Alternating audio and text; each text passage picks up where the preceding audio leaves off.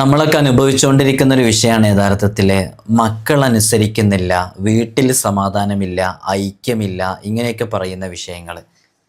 ഇത് കേവലം ഈ കേൾക്കുന്നവരുടെ കൂട്ടത്തിൽ ഏതെങ്കിലും ഒന്നോ രണ്ടോ ആളുകൾക്ക് മാത്രമുള്ളതല്ല. പൊതുവെ എല്ലാവരിലും കാണുന്ന വളരെ പ്രധാനപ്പെട്ടൊരു പ്രതിസന്ധി തന്നെയാണിത്.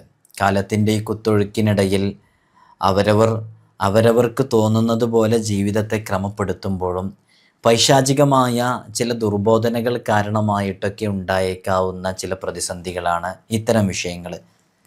ഇതിനെ നമ്മൾ എങ്ങനെയാണ് പ്രതിരോധിക്കേണ്ടത്, ഇതിനോടെങ്ങനെയാണ് സമീപിക്കേണ്ടത്, ഇതിനോടെങ്ങനെയാണ് നേരിടേണ്ടത് എന്നതിനെക്കുറിച്ചാണ് ഇന്ന് നമ്മൾ സംസാരിക്കുന്നത്.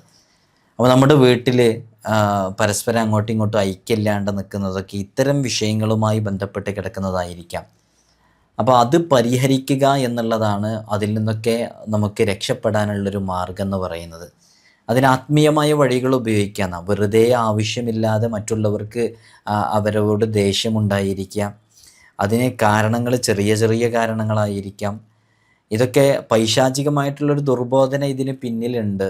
അപ്പോൾ എങ്ങനെയാണ് ഈ തടസ്സങ്ങൾ ആത്മീയമായിട്ട് പരിഹരിക്കുക എന്നുള്ളതാണ് നമ്മളിന്നിവിടെ പറയാൻ പോകുന്ന ഈ ഒരു ആയത്ത്. വളരെ ചെറിയൊരായത്താണ്.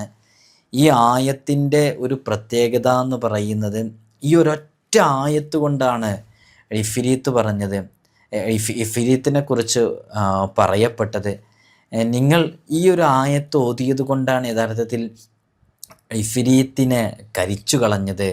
പ്രഭാതമായ സമയത്ത് അവിടെ കരിയും വെണ്ണീറും ആ സ്ഥലത്തുണ്ടായിരുന്നു. അത് ഈ ഒരു ആയത്തുകാരനായിട്ടാണ് ഇഫ്രീത്ത് നശിച്ചിരുന്നതെന്ന്. അപ്പോൾ ആ വീട്ടിലെപ്പോഴും ആരും അവിടെ താമസിക്കൂല. താമസിക്കാത്ത കാരണം എന്താ വെച്ചാൽ താമസിക്കുന്നവരെല്ലാം നശിച്ചു കൊണ്ടേയിരിക്കുന്നു.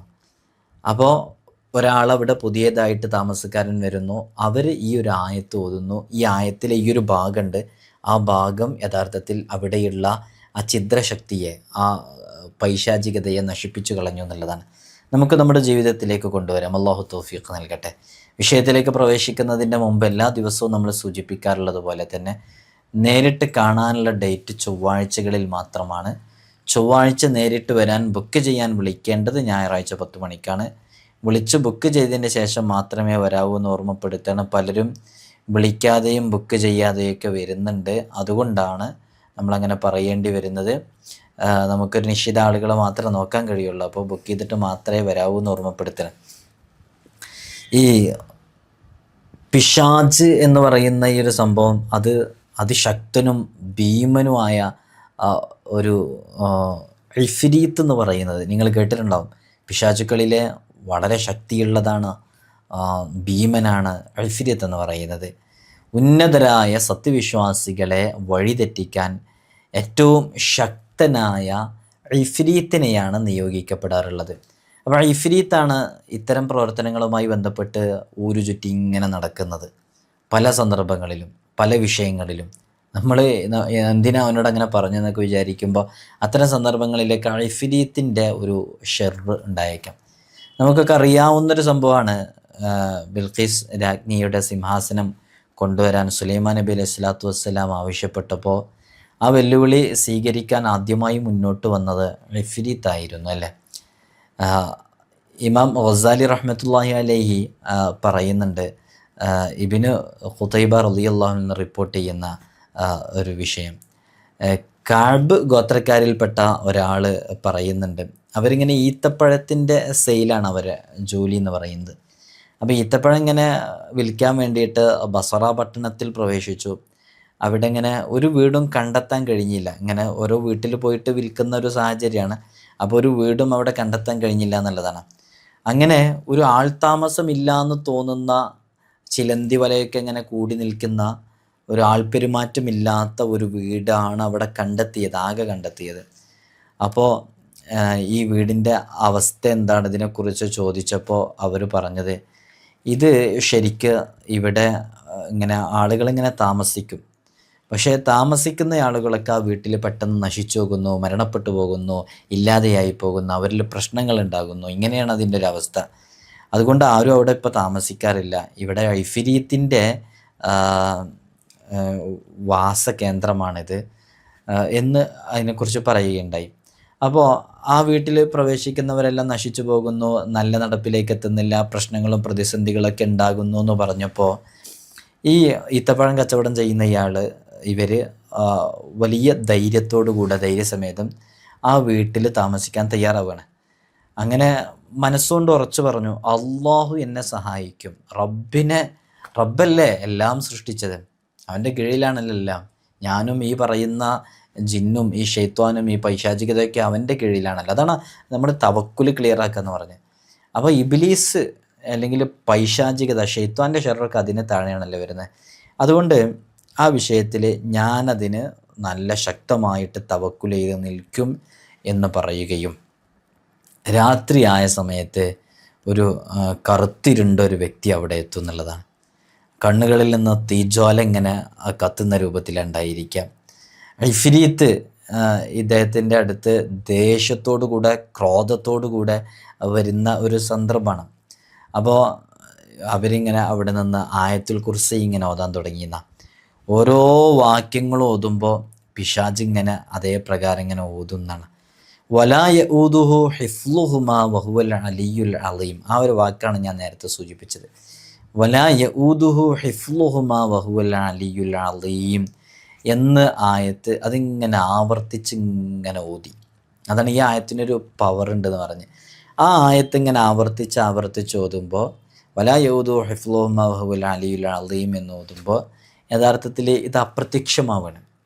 ഈ ഇഫ്രീത്ത് അപ്രത്യക്ഷമാവുകയാണ്. അപ്പോൾ പിന്നെ സുഖമായിട്ട് കിടന്നുറങ്ങും. പ്രഭാതമായി കഴിഞ്ഞ് നോക്കുന്ന സമയത്ത് കരിയും വെണ്ണീറും ആ ഒരു സ്ഥലത്ത്, നേരത്തെ ഉണ്ടായിരുന്ന ആ ഷെയ്ത്വാൻ്റെ ഷെർ ഉണ്ടായിരുന്ന ആ സ്ഥലത്ത് ഇങ്ങനെ വെണ്ണീറിൻ്റെ കരിയുടെയൊക്കെ ഒരു അടയാളം ഇങ്ങനെ കാണുകയും ചെയ്യും. അപ്പോൾ പെട്ടെന്ന് അവിടെ നിന്നൊരു ശബ്ദം, ഒരു അശരീരി കേൾക്കണം. ആ അശരീരി ഇങ്ങനെ വിളിച്ചു പറയുന്നുണ്ട്. എന്താ പറയുന്നതെന്ന് വെച്ചാൽ, താങ്കൾ ഭീകരനായ ഇഫ്രീത്തിനെ വലാ യഊദുഹു ഹിഫ്ലുഹുമാ വഹുവൽ അലിയുൽ അലീം എന്ന വാക്യം കൊണ്ട് കരയിച്ചു കളഞ്ഞിരിക്കുന്നു എന്നാണ് ആ വിളിച്ചു പറയുന്നത്. അപ്പോൾ നിങ്ങൾ നോക്കൂ, ഈ ഒരു ആയത്തിൻ്റെ ഒരു പവറാണ് ഞാൻ പറയുന്നത്. ആയത്തുൽ കുർസി അത്രമേൽ സവിശേഷമുള്ളതാണ്. അതോടൊപ്പം തന്നെ ആയത്തുൽ കുർസിയിലെ ഈ ഒരു ഭാഗം വലാ യഊദുഹു ഹിഫ്ലുഹുമാ വഹുവൽ അലിയുൽ അലീം, ഹിഫ്ലിൻ്റെ വളരെ സവിശേഷമേറിയ ആയത്തിലെ ഒരു ഭാഗമാണിത്. ഇത് നമ്മൾ ചൊല്ലിയാലുള്ള ഗുണങ്ങളാണ് പറഞ്ഞത്. അതുകൊണ്ട് തന്നെ പല ആത്മീയമായ മേഖലകളിലൊക്കെ ഇത്തരം വിഷയങ്ങളെ പരിഹാരം ചെയ്യുന്നവരും ഇതുമായി ബന്ധപ്പെട്ടിരിക്കുന്നവരൊക്കെ സ്വാഭാവികമായിട്ടും അവർ ഈ ഒരു ആയത്ത് ഇങ്ങനെ പല വിഷയങ്ങൾക്കും ആവർത്തിച്ച് ഇങ്ങനെ ഓതുന്നത് കാണാം. അതുകൊണ്ട് അതിനത്രമേൽ പവിത്രതയും അത്രമേൽ മഹത്വമൊക്കെ ഉണ്ടായതുകൊണ്ടാണ്.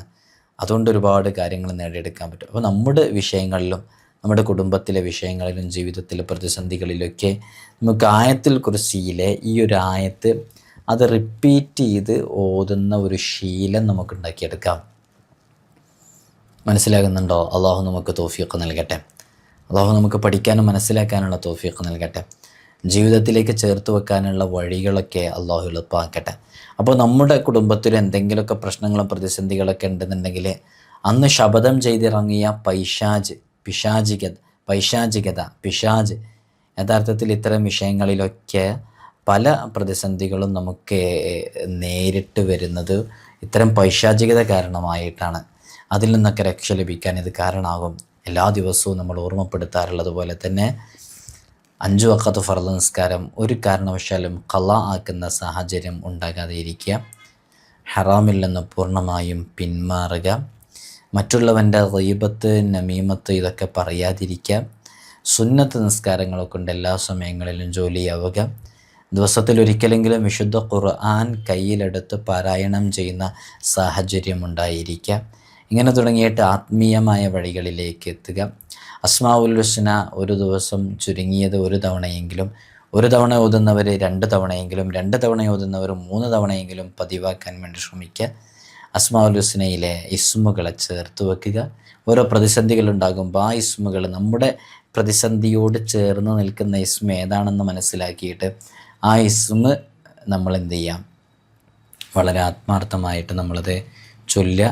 ഇതൊക്കെ നമ്മുടെ ജീവിതത്തിൽ വലിയ ബറക്കത്ത് ലഭിക്കാൻ കാരണമാകും. അല്ലാഹു സുബ്ഹാനഹു വ തആല നമുക്ക് തൗഫീഖ് നൽകട്ടെ. നിങ്ങളൊക്കെ എനിക്കും എൻ്റെ കുടുംബത്തിനും ഉമ്മ ഉപ്പ ഉൾപ്പെടെയുള്ളവർക്കൊക്കെ ദുആ ചെയ്യണമെന്ന വസിയ്യത്ത് ചെയ്യുകയാണ്. അസ്സലാമു അലൈക്കും വറഹ്മത്തുള്ളാഹി വബറകാതുഹു.